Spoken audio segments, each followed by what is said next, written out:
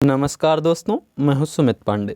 दोस्तों, जैसा कि आपको पता है कि आने वाले समय में आपकी आरआरबी, एनटीपीसी, सीबीटी 2 की परीक्षा है, रेलवे ग्रुप डी की परीक्षा है, यूपी लेखपाल होगा और एसएससी की कई परीक्षाएं होनी हैं, क्योंकि एसएससी ने हाल ही में अपना कैलेंडर जारी कर दिया है। ऐसे में जीएस आपके लिए काफ़ी महत्वपूर्ण हो जाता है। जीएस को कभी भी नज़रअंदाज ना कीजिए, क्योंकि ये आपके सिलेक्शन में महत्वपूर्ण भूमिका निभाता है दोस्तों। तो ऐसे में आपको चाहिए, इतने कम समय में चाहिए कि आपको ऐसा वीडियो जो आपके कंप्लीट टॉपिक का रिवीजन करा सके। तो मैं आपके लिए ही ऐसे ही वीडियोज़ लेकर के आता रहता हूं। तो अभी तक मैंने आपको पूरा प्राचीन इतिहास पढ़ा दिया है, पूरा मध्यकालीन इतिहास पढ़ा दिया है और आधुनिक इतिहास के 2 भाग कंप्लीट करा दिए हैं। ये तीसरा भाग है और इस भाग में हम देखने वाले हैं भारतीय राष्ट्रीय कांग्रेस, बंगाल विभाजन और स्वदेशी आंदोलन, मुस्लिम लीग और दिल्ली दरबार, होम रूल आंदोलन, क्रांतिकारी आंदोलन। तो दोस्तों, अगर आपको इसका पीडीएफ चाहिए, यानी जो मैं आपको यहाँ पर लिखता हूँ, इसका आपको अगर पीडीएफ चाहिए तो आप हमारे टेलीग्राम चैनल को ज्वाइन कर सकते हैं। लिंक मैं डिस्क्रिप्शन में दे दूँगा, आप वहाँ पर जा कर के ज्वाइन कर लीजिए। तो दोस्तों, चलिए शुरू करते हैं आधुनिक इतिहास का भाग नंबर 3। भाग 3 में देखेंगे प्रश्न संख्या 111 से हम कि रामकृष्ण मिशन किसके द्वारा गठित किया गया था। मैं अभी पेन का कलर चेंज कर लेता हूँ, पेन का कलर चेंज कर लेते हैं। तो रामकृष्ण मिशन किसके द्वारा गठित किया गया था? तो रामकृष्ण मिशन किसके द्वारा? स्वामी विवेकानंद जी के द्वारा। ऑप्शन ए इसका सही उत्तर हो जाएगा। रामकृष्ण मठ की स्थापना स्वामी विवेकानंद ने 1897 ईस्वी में कलकत्ता के पास बारानगर में की थी। उसके बाद रामकृष्ण मिशन की स्थापना वेल्लूर, कलकत्ता में हुई। विवेकानंद के गुरु रामकृष्ण परमहंस कलकत्ता के तारकेश्वर मंदिर के पुजारी थे। रामकृष्ण मिशन का मूल उद्देश्य गरीबों की सेवा करना था। तो रामकृष्ण मिशन किससे संबंधित है? स्वामी विवेकानंद से। कहाँ पर है? वेल्लूर मठ, कोलकाता में। अगला प्रश्न देखते हैं, वेलूर मठ कहाँ पर स्थित है? वेलूर मठ कहाँ पर स्थित है? पश्चिम बंगाल, जो कि कलकत्ता में है। वहीं पर पश्चिम बंगाल में वेलूर मठ स्थित है। अगला प्रश्न है, किस सन में स्वामी विवेकानंद ने रामकृष्ण मिशन की स्थापना की थी? किस सन में स्वामी विवेकानंद ने रामकृष्ण मिशन की स्थापना की थी? तो उन्होंने 1897 ईस्वी। ऑप्शन डी इसका सही उत्तर हो जाएगा। 1897 ईस्वी में स्वामी विवेकानंद ने रामकृष्ण मिशन की स्थापना की थी।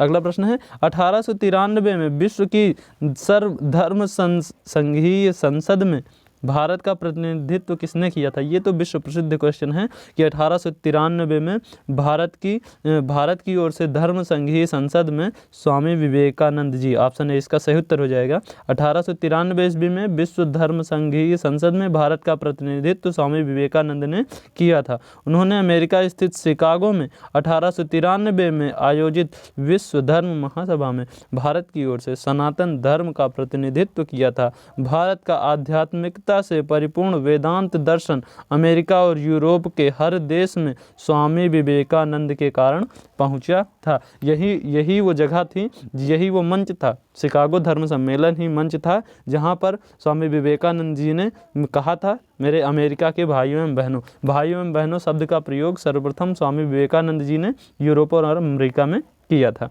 वहीं से यही शब्द सुनकर my dear brothers and sisters, यही सुन करके इनसे लोग काफ़ी ज़्यादा, पहला ही वाक्य इनका था my dear brother and sisters. इसी कारण से लोग इनकी बात से प्रभावित हुए, क्योंकि वहाँ पर भाई बहन का कॉन्सेप्ट नहीं चलता था। तो यही बात सुनकर के अमेरिका और यूरोप के लोग प्रभावित हुए। यही कारण था कि ये काफ़ी ज़्यादा लाइमलाइट में ये शिकागो धर्म सम्मेलन आ गया और अभी तक इसका काफ़ी महत्व है, क्योंकि सनातन धर्म का प्रतिनिधित्व स्वामी विवेकानंद जी ने वहाँ पर किया था। अगला प्रश्न देखते हैं, आधुनिक भारतीय नवजागृति का जनक किसे माना जाता है? रेनेसा, जिसको मॉडर्न इंडियन रेनेसांस का किसे जनक माना जाता है? तो इसका राजा राम मोहन राय इसका सही उत्तर हो जाएगा। ऑप्शन डी, राजा राम मोहन राय को भारतीय पुनर्जागरण का अग्रदूत और आधुनिक भारत का जनक कहा जाता है। भारतीय सामाजिक और धार्मिक पुनर्जागरण के क्षेत्र में उनका विशिष्ट स्थान है। वे ब्रह्म समाज के संस्थापक। आपके लिए एक प्रश्न है, आप इसका उत्तर कमेंट बॉक्स में बताइएगा। किस सन में, यानी किस ईस्वी में ब्रह्म समाज की स्थापना हुई थी? किस सन में ब्रह्म समाज की स्थापना हुई थी? और आइए देखते हैं इस पर क्या है कि नवजागरण युग का पिता किसको कहा जाता है, इन्हीं राजा राम मोहन राय जी को। अब यहाँ से आपका शुरू होता है मेन क्या, भारतीय राष्ट्रीय कांग्रेस। भारतीय राष्ट्रीय कांग्रेस यहीं से आपका शुरू होता है। तो प्रश्न है, भारतीय राष्ट्रीय कांग्रेस द्वारा संविधान सभा की मांग को 1936 ईस्वी में इन निम्न में से किस अधिवेशन में प्रस्तावित किया गया था। इन निम्न में से किस अधिवेशन में प्रस्तावित किया गया था। दोस्तों इसका उत्तर मुझे खुद ही नहीं मालूम है। आइए देख लेते हैं कि क्या हो सकता है इसका उत्तर। संविधान सभा में मांग को 1936 में इन निम्न में से किस अधिवेशन में प्रस्तावित किया गया था। आई थिंक ये बॉम्बे हो सकता है, देखते हैं क्या हो जाता है। नहीं, बॉम्बे में गलत था दोस्तों, फैजपुर अधिवेशन में 1936 ईस्वी में भारतीय राष्ट्रीय कांग्रेस द्वारा संविधान सभा के गठन की मांग को फैजपुर में आयोजित अधिवेशन में प्रस्तावित किया गया था। तो ऑप्शन बी फैजपुर इसका सही उत्तर हो जाएगा। अगला प्रश्न है, महात्मा गांधी की अध्यक्षता में भारतीय राष्ट्रीय कांग्रेस का अधिवेशन कहाँ पर आयोजित किया गया था। तो ऑप्शन सी बेलगाम, ये कर्नाटक में है दोस्तों, यहीं पर कर्नाटक में है और यहीं पर महात्मा गांधी जी ने पहली बार भारतीय राष्ट्रीय आईएनसी की अध्यक्षता की थी। आइए देख लेते हैं इसका डिस्क्रिप्शन क्या है। वर्ष 1924 में आयोजित भारतीय राष्ट्रीय कांग्रेस का 39वां अधिवेशन बेलगांव कर्नाटक में हुआ था और इस अधिवेशन की अध्यक्षता महात्मा गांधी जी के द्वारा की गई थी। अपने जीवन काल में केवल एक ही बार उन्होंने कांग्रेस की अध्यक्षता की थी और इसी समय कांग्रेस और मुस्लिम दोनों अलग अलग हो गए थे। कांग्रेस और मुस्लिम लीग दो पार्टियां थी और दोनों का अलगाव फैजपुर यानी बेलगाम अधिवेशन से ही हुआ था। अगला प्रश्न है, भारतीय राष्ट्रीय कांग्रेस का गठन किस वर्ष किया गया था। भारतीय राष्ट्रीय कांग्रेस का गठन 1885, ऑप्शन है इसका सही उत्तर हो जाएगा। और इसके संस्थापक कौन थे, इस A.O. ह्यूम थे, अंग्रेज अधिकारी थे A.O. ह्यूम, इन्हीं के द्वारा भारतीय राष्ट्रीय कांग्रेस की अध्यक्षता की गई। लेकिन जो प्रश्न महत्वपूर्ण हो जाता है वो ये कि उस भारतीय राष्ट्रीय कांग्रेस के स्थापना के समय भारत का गवर्नर जनरल कौन था। भारत का गवर्नर जनरल कौन था, तो इसका उत्तर हो जाएगा लॉर्ड डफरिन। 1885 में भारत का गवर्नर जनरल लॉर्ड डफरिन था और उसी के समय में A.O. ह्यूम ने 1885 में भारतीय राष्ट्रीय कांग्रेस की स्थापना की थी। अगला प्रश्न, भारतीय राष्ट्रीय कांग्रेस का गठन किस वर्ष में किया गया था। ये तो वही 1885 इसका सही उत्तर हो जाएगा, ऑप्शन सी। भारतीय राष्ट्रीय कांग्रेस की पहली बैठक कहाँ आयोजित की गई थी, तो इसकी पहली बैठक बॉम्बे यानी मद्रास मुंबई में आयोजित की गई थी। भारतीय राष्ट्रीय कांग्रेस का पहला अधिवेशन 28 दिसंबर 1885 को मुंबई स्थित गोकुलदास तेजपाल संस्कृत महाविद्यालय में आयोजित किया गया था। यह भी प्रश्न कई बार पूछा जाता है कि वह कौन सा विद्यालय था या वह कौन सा महाविद्यालय था जहाँ पर भारतीय राष्ट्रीय कांग्रेस की पहली अध्यक्षता की गई थी। और एक महत्वपूर्ण इसका प्रश्न बनता है कि अब कांग्रेस की पहली अध्यक्षता किसके अध्यक्षन में हुई थी, तो वो पहली अध्यक्षता इसके किसने की थी, W.C. बनर्जी यानी व्योमकेश चंद्र बनर्जी ने कांग्रेस की पहली बार अध्यक्षता की थी। अगला प्रश्न देखते हैं, भारतीय राष्ट्रीय कांग्रेस के प्रथम मुस्लिम अध्यक्ष कौन थे, तो बदरुद्दीन तैयब जी, ऑप्शन सी इसका सही उत्तर हो जाएगा।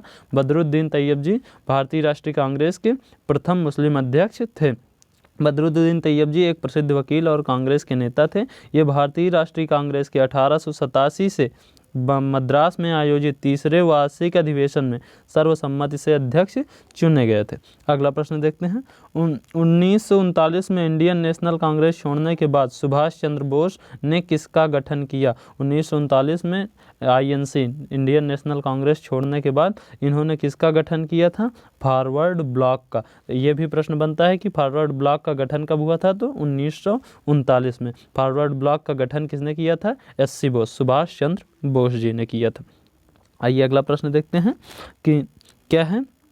एक और प्रश्न बनता है कि सुभाष चंद्र बोस ने कांग्रेस के किस अधिवेशन की अध्यक्षता की थी, तो इन्होंने त्रिपुरी और हरिपुरा अधिवेशन की अध्यक्षता भी सुभाष चंद्र बोस जी ने की थी। अगला प्रश्न है, 1885 में भारतीय राष्ट्रीय कांग्रेस के गठन के दौरान गवर्नर कौन था। ये अभी मैंने आपको थोड़ी देर पहले ही बताया था कि लॉर्ड डफरिन जो था वो कांग्रेस के गठन के समय भारत का गवर्नर था। तो वर्ष 1885 में भारतीय राष्ट्रीय कांग्रेस के गठन के दौरान गवर्नर लॉर्ड डफरिन था। इसकी स्थापना A.O. ह्यूम द्वारा 28 दिसंबर 1885 को की गई थी। अगला प्रश्न है, स्वतंत्रता काल अवधि के दौरान कांग्रेस के अध्यक्ष कौन थे? यानी जब भारत स्वतंत्र हो रहा था उस समय कांग्रेस के अध्यक्ष कौन थे? तो उस समय कांग्रेस के अध्यक्ष JB कृपलानी साहब थे। ऑप्शन डी इसका सही उत्तर हो जाएगा। स्वतंत्रता प्राप्ति के समय कांग्रेस के अध्यक्ष JB कृपलानी थे। वह 1946 में मेरठ में आयोजित कांग्रेस के 55वें अधिवेशन में अध्यक्ष चुने गए थे और स्वतंत्रता प्राप्ति के बाद भी इस पद पर बने रहे। इसके बाद कांग्रेस के 56वें अधिवेशन जो दिल्ली में आयोजित हुआ, इसके अध्यक्ष राजेंद्र प्रसाद जी को बनाया गया और भारतीय राष्ट्रीय कांग्रेस का अध्यक्ष पद पर सर्वाधिक समय तक रहने का रिकॉर्ड अबुल कलाम आज़ाद के नाम है। यानी सबसे ज़्यादा समय तक अध्यक्ष कौन थे? अबुल कलाम आज़ाद। यही भारत के पहले शिक्षा मंत्री भी थे। तो स्वतंत्रता के दौरान भारत का कांग्रेस का अध्यक्ष कौन था? तो JB कृपलानी साहब। अगला प्रश्न, स्वतंत्रता पूर्व भारत में भारतीय राष्ट्रीय कांग्रेस की पहली महिला अध्यक्ष कौन थी? तो भारतीय की पहली महिला अध्यक्ष एनी बेसेंट थी। ऑप्शन सी इसका सही उत्तर हो जाएगा। स्वतंत्रता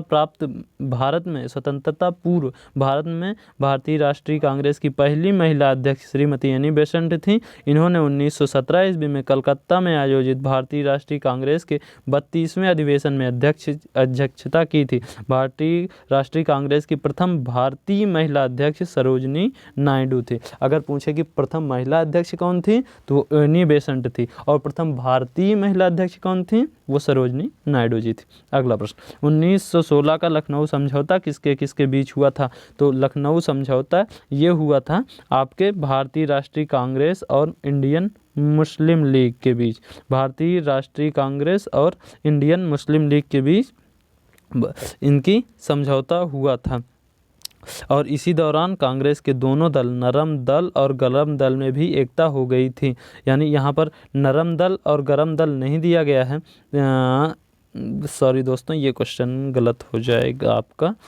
ये एक्चुअली इसका सही उत्तर होना चाहिए कि नरम दल और गरम दल, इन्हीं दोनों के बीच लखनऊ का समझौता हुआ था और लखनऊ समझौते में जो अध्यक्षता कर रहे थे वो अंबिका चरण मजूमदार जी थे।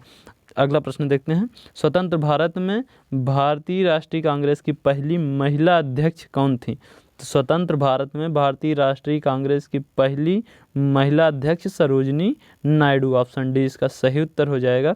अगला प्रश्न देखते हैं कि क्या है। अगला प्रश्न देखते हैं दोस्तों। अगला प्रश्न है आपके सामने कि सॉरी मैंने गलत बता दिया था। स्वतंत्रता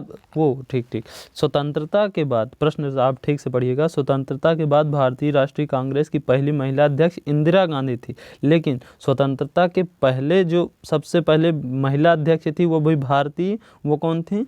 सरोजनी नायडू जी। और प्रथम महिला कौन थी? Annie Besant. अगला प्रश्न देखते हैं, भारतीय राष्ट्रीय कांग्रेस के पहले अध्यक्ष कौन थे? भारतीय राष्ट्रीय कांग्रेस के पहले अध्यक्ष WC बनर्जी यानी व्योमकेश चंद्र बनर्जी साहब थे। इसका डिस्क्रिप्शन देख लेते हैं। 28 दिसंबर 1885 ईस्वी को बम्बई के ग्वालियर टैंक स्थित गोकुलदास तेजपाल संस्कृत विद्यालय में एलन ऑक्टविन ह्यूम द्वारा भारतीय राष्ट्रीय कांग्रेस के प्रथम अधिवेशन का आयोजन किया गया था, जिसके प्रथम अध्यक्ष व्योमेश चंद्र बनर्जी थे। A.O. ह्यूम ने 1906 ईस्वी तक इसके सचिव यानी महामंत्री के पद पर कार्य किया था और A.O. ह्यूम को कांग्रेस का जनक कहा जाता है।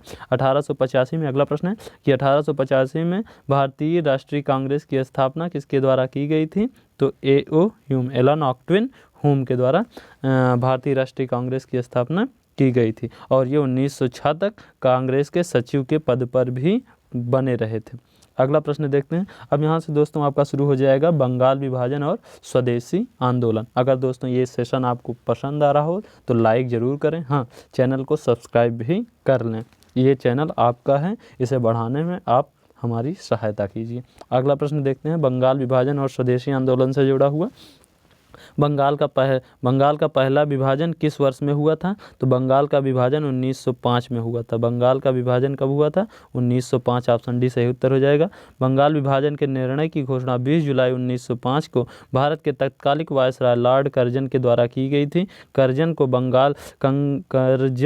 के बंगाल विभाजन का मुख्य उद्देश्य राष्ट्रवाद का गढ़ बन चुके बंगाल का विभाजन कर राष्ट्रवाद को खंडित करना और सांप्रदायिक उन्माद फैलाना था। एक्चुअली कर्जन ये चाहता था कि हिंदू अलग थे, मुस्लिम अलग थे, इनके बीच जो दुश्मनी थी वो हमेशा किस में बदल जाए, ये जो दोस्ती थी इसमें वो दुश्मनी में बदल जाए। इस कारण बंगाल का इसने विभाजन कर दिया और मुस्लिम बहुल इलाका को अलग कर दिया और हिंदू बहुल इलाका को अलग कर दिया, ताकि ये लोगों के बीच दोनों के बीच जो राष्ट्रीय हित की भावना थी वो बढ़ने ना पाए। अगला प्रश्न देखते हैं कि क्या है। बंगाल का विभाजन किस वर्ष में हुआ था? ऑप्शन सी इसका सही उत्तर हो जाएगा 1905 ईस्वी में। भारतीय राष्ट्रीय आंदोलन के दौरान निम्नलिखित में से किसने भारत माता की प्रसिद्ध तस्वीर बनाई थी? तो भारत माता की प्रसिद्ध तस्वीर बनाने वाले मोहम्मद इकबाल साहब थे। ऑप्शन बी इसका सही उत्तर हो जाएगा। अरे यार मैं गलत कर दे रहा हूँ दोस्तों, ऑप्शन ए इसका सही उत्तर होना चाहिए। अबींद्रनाथ टैगोर ने भारत माता की मूर्ति बनाई थी। भारतीय राष्ट्रीय आंदोलन के दौरान 1905 में अबींद्रनाथ टैगोर ने भारत माता की प्रसिद्ध तस्वीर बनाई थी। वाराणसी स्थित भारत माता मंदिर का उद्घाटन 1936 में महात्मा गांधी ने किया था और दुर्गा महिषासुर मर्दिनी नामक प्रसिद्ध चित्र तैयब मेहता की थी। तो दोस्तों भारत माता का चित्र किसने बनाया था? अबींद्रनाथ टैगोर साहब ने। अगला प्रश्न देखते हैं। स्वदेशी आंदोलन की औपचारिक घोषणा कब की गई थी? स्वदेशी आंदोलन की औपचारिक घोषणा 1905 7 अगस्त 1905 को की गई थी। और जुलाई 1905 में कर्जन द्वारा बंगाल विभाजन की घोषणा के बाद कुछ दिनों के भीतर ही पूरे बंगाल में विरोध सभाएं आयोजित की गई।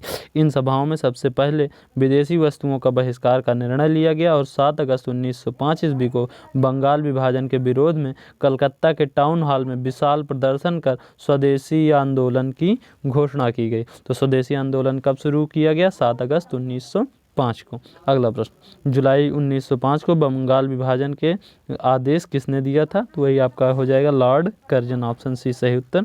लॉर्ड कर्जन ने बंगाल विभाजन का आदेश 1905 में दिया था और बंगाल विभाजन की घोषणा 20 जुलाई 1905 को कर दी गई थी। तो अगला प्रश्न है 1905 में बंगाल के विभाजन का आदेश किसके द्वारा दिया गया था? ये तो वही हो जाएगा आपका लॉर्ड कर्जन। अगला प्रश्न देखते हैं। बाल गंगाधर तिलक ने सर रतन जी टाटा के साथ मिल करके साल 1905 में स्वदेशी वस्तुओं की दुकान खोली थी और उस दुकान का नाम क्या था? बाल गंगाधर तिलक ने सर रतन जी टाटा के साथ मिलकर 1905 में स्वदेशी वस्तुओं की दुकान खोली थी और उस दुकान का नाम था बॉम्बे स्वदेशी सरकारी दुकान कंपनी लिमिटेड। ऑप्शन डी इसका सही उत्तर हो जाएगा कि बाल गंगाधर तिलक ने सर रतन जी टाटा के साथ मिलकर के 1905 में स्वदेशी वस्तुओं की दुकान खोली थी और जिसका नाम बॉम्बे स्वदेशी सहकारी दुकान कंपनी लिमिटेड था। Option D. बहुत महत्वपूर्ण प्रश्न हो जाता है दोस्तों, ये मुझको नहीं पता था। अगला प्रश्न देखते हैं। बिपिन चंद्र पाल सहित 3 लोकप्रिय स्वतंत्रता सेनानी लाल बाल पाल के रूप में जाने जाते थे। कौन थे? लाल यानी लाला लाजपत राय, बाल गंगाधर तिलक। तो उसमें बोला है कि पाल के साथ कौन कौन से जुड़ जाते हैं? तो वो लाला लाजपत राय और बाल गंगाधर तिलक। ऑप्शन बी इसका सही उत्तर हो जाएगा कि बाल गंगाधर तिलक और लाला लाजपत राय। अगला प्रश्न देखते हैं। प्रश्न संख्या 138। प्रश्न संख्या 138 है। लाला लाजपत राय का निवास स्थान कौन सा है? निवास स्थल उनका पंजाब था। लाजपत राय जी कहाँ से संबंधित थे? पंजाब से। लाला लाजपत राय का निवास स्थल पंजाब में है। वे भारत के प्रमुख स्वतंत्रता सेनानी थे। उनको पंजाब केसरी भी कहा जाता था। इन्होंने पंजाब नेशनल बैंक और लक्ष्मी बैंक की स्थापना की थी। वे भारतीय राष्ट्रीय कांग्रेस में गरम दल के 3 प्रमुख नेताओं लाल बाल पाल में से एक थे। लाल यानी लाला लाजपत राय, बाल यानी बाल गंगाधर तिलक और पाल यानी बिपिन चंद्र पाल। अगला प्रश्न है आपका मुस्लिम लीग से।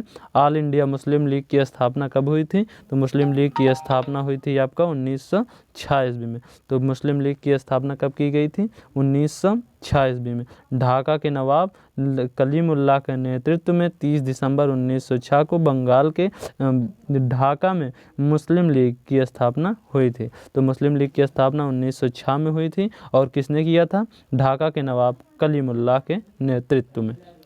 अगला प्रश्न देखते हैं। अब यहाँ से आपका शुरू होता है कि दिल्ली दरबार से प्रश्न है, नई दिल्ली को देश की राजधानी कब बनाया गया? तो 1911 इसका सही उत्तर हो जाएगा। ये इंपॉर्टेंट क्वेश्चन हो जाता है दोस्तों।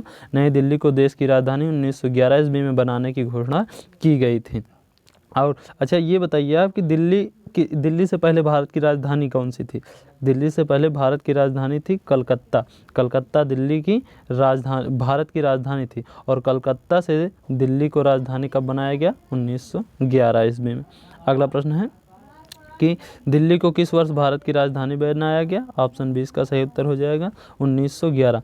भारत की राजधानी कलकत्ता से दिल्ली कब स्थानांतरित की गई? ऑप्शन ए इसका सही उत्तर हो जाएगा 1911। भारत की राजधानी को किस शहर से दिल्ली लाया गया था? वो कलकत्ता से दिल्ली लाया गया था। ऑप्शन सी इसका सही उत्तर हो जाएगा।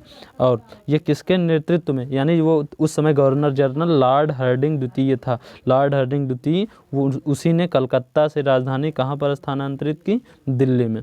अगला प्रश्न देखते हैं। किंग जॉर्ज प्रथम तथा क्वीन मैरी की यात्रा की याद में सन 1911 में भारत का कौन सा लोकप्रिय पर्यटन स्थल बनाया गया था? वो कौन सा पर्यटन स्थल था? Gateway of India. Option B सही उत्तर हो जाएगा। तो वायसराय लॉर्ड हार्डिंग द्वितीय की द्वारा 1911 में दिल्ली दरबार का आयोजन किया गया, जिसमें किंग जॉर्ज पंचम तथा क्वीन मैरी को आमंत्रित किया गया था।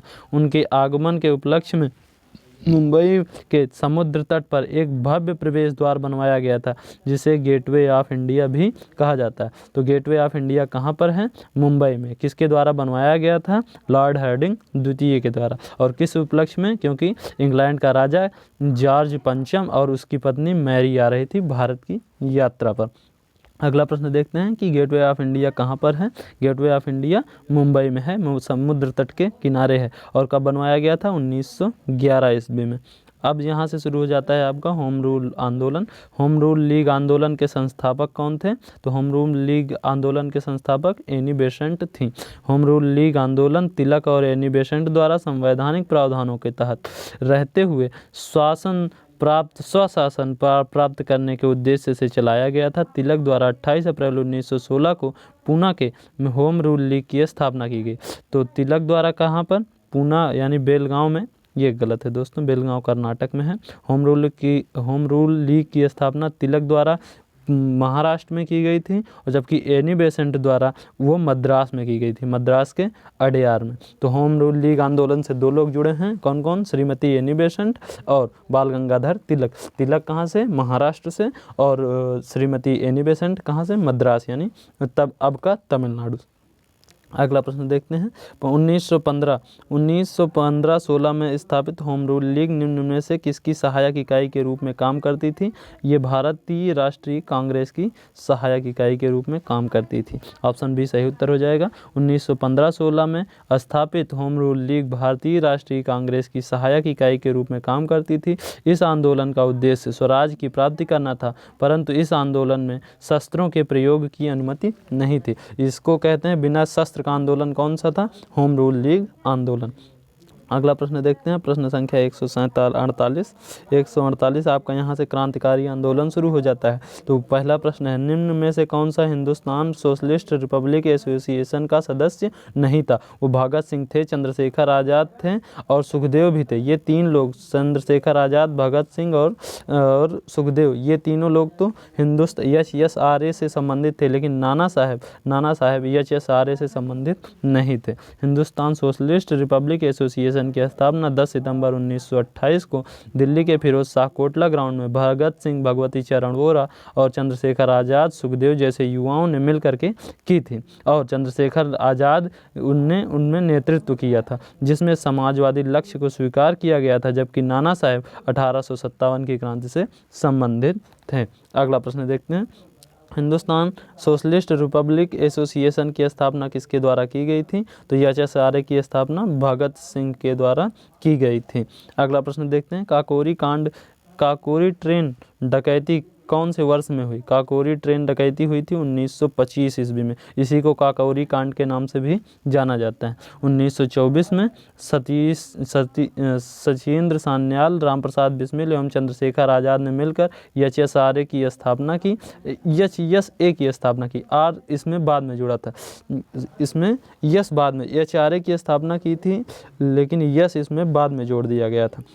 और इसका कारण क्या हुआ कि इसके सदस्यों ने मिलकर 9 अगस्त को 1925 को सहारनपुर से लखनऊ की ओर जा रही सरकारी खजाने की काकोरी नामक स्टेशन पर ट्रेन को लूट लिया, और यही क्या कहलाया? काकोरी कांड। तो काकोरी कांड में ट्रेन कहाँ से कहाँ तक जा रही थी? सहारनपुर से लखनऊ जा रही थी। और कब ये घटना हुई? 1925 ईस्वी में।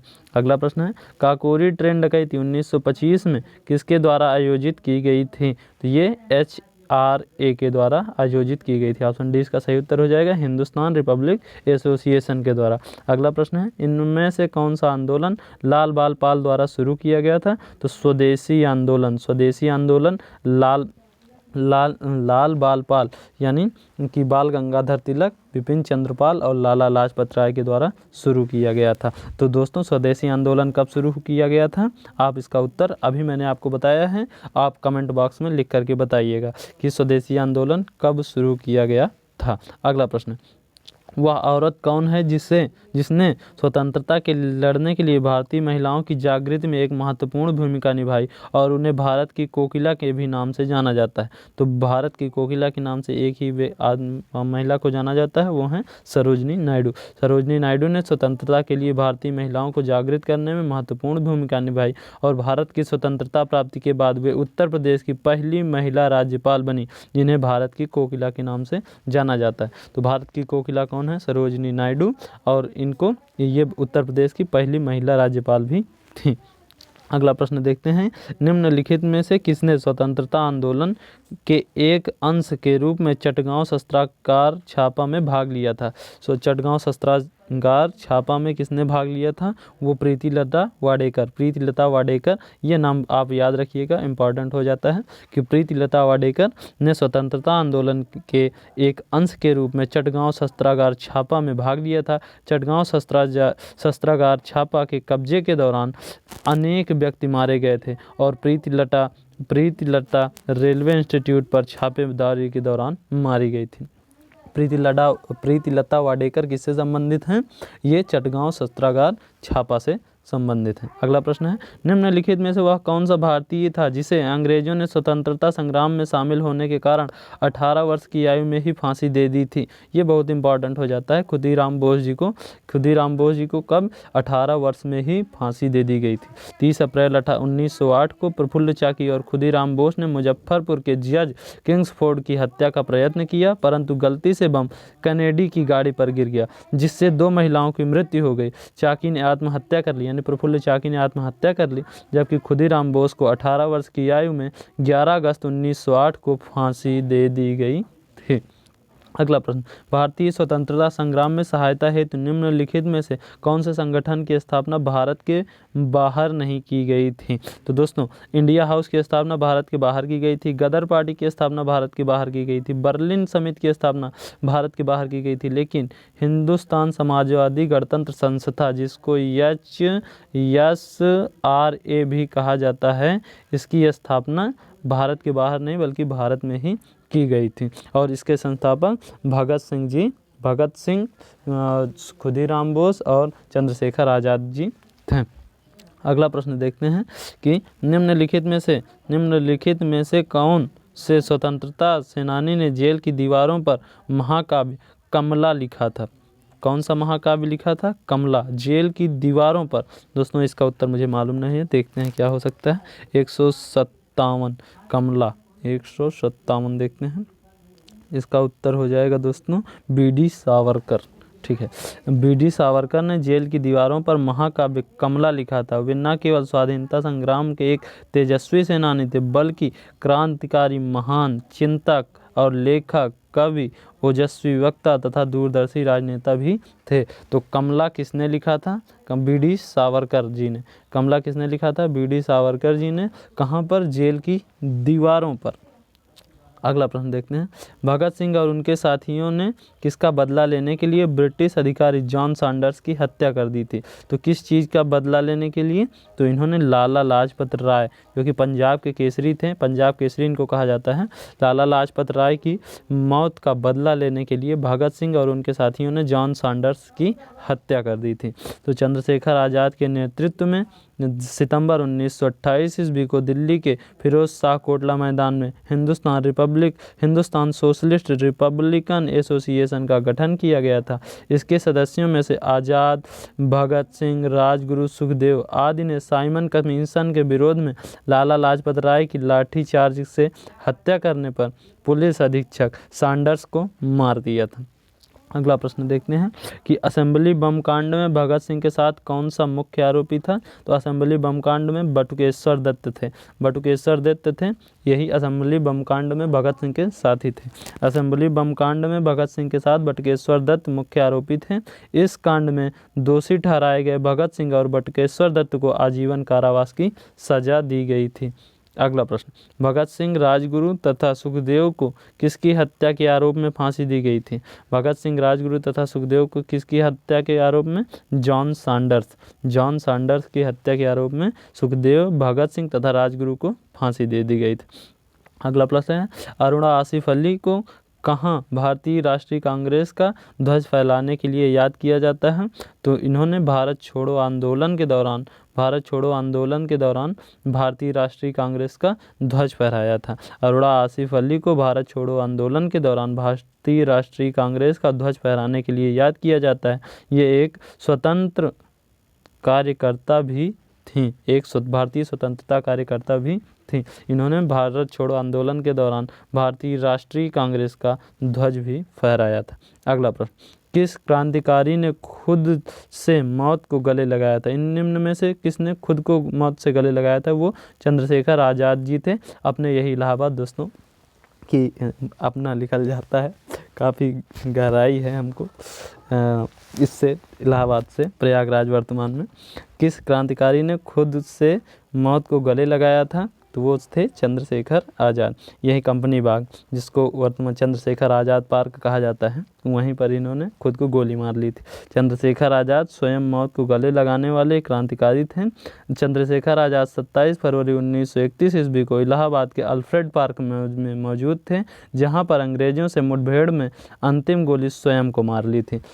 अगला प्रश्न देखते हैं दोस्तों। आगे यहीं पर आपका सारा प्रश्न खत्म हो जाता है। एक प्रश्न आपके लिए हम छोड़े जाते हैं, निम्नलिखित में से ये प्रश्न आपको अगले भाग में मिलेगा। तो दोस्तों यहाँ पर आपका ख़त्म होता है आधुनिक इतिहास का तीसरा भाग। तो दोस्तों कैसा लगा वीडियो, क्वेश्चंस कैसे लगे? ये सभी क्वेश्चंस आपके प्रीवियस ईयर में पूछे गए हैं किसी न किसी एग्जाम में। अगर यहाँ पर आपको रेलवे ग्रुप डी लिखा है तो इसका मतलब ये नहीं है कि केवल रेलवे ग्रुप डी में पूछे गए हैं। ये SSC की कई परीक्षाओं में आए हैं, UP लेखपाल, MP लेखपाल, कई परीक्षाओं में आए हैं। तो दोस्तों इन क्वेश्चंस को आप रिपीट से वापस देखिए और मिलते हैं आपसे अगले भाग में। तब तक के लिए टेक केयर, बाय बाय।